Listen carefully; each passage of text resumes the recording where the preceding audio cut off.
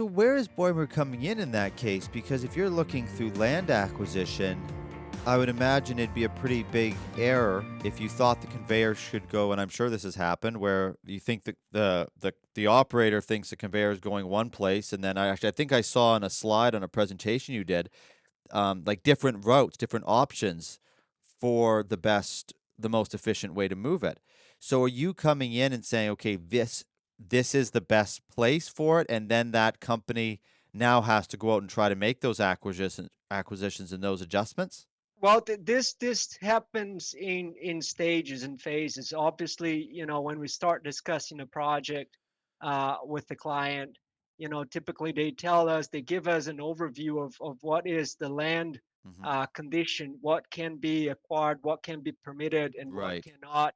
Which are the obstacles that we have to try to avoid, and this conversation evolves into developing real bell calculations, considering now the equipment tonnage, and really trying to make sure that within uh, the technical requirements that are given, we can find a route that is balancing the land acquisition side of things, the permitting side of things, as well as the earthwork side of things and the equipment side of things. So we really have to juggle lots of balls, and that's why, again, we come back with the holistic approach.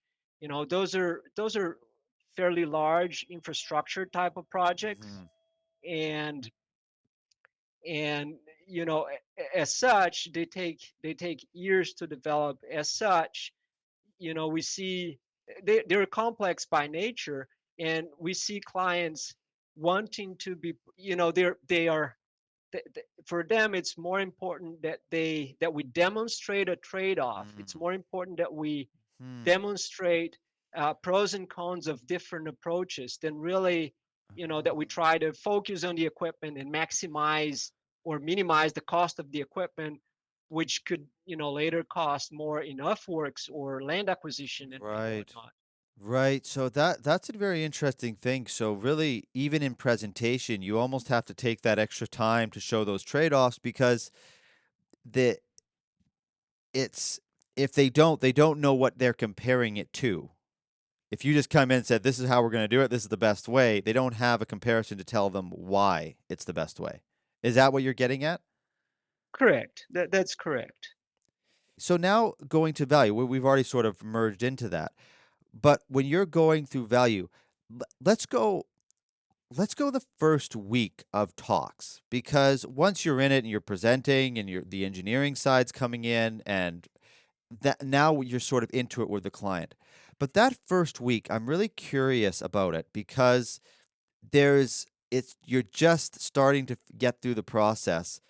What does that look like? And I mean, really, that's like first week of, they've maybe even they haven't confirmed what they want to do, like how engaged they're going to be with you as a group yet. What does that look like? What are those conversations like before the work actually gets started? Um, we have developed a process in which we put the 3D topographic visualization kind of as a center point of our process. Mm. So it is very important for us to really understand the landscape and what we're dealing with, right? This runs in parallel with the equipment requirements, and here we're talking about the design capacity and the material properties.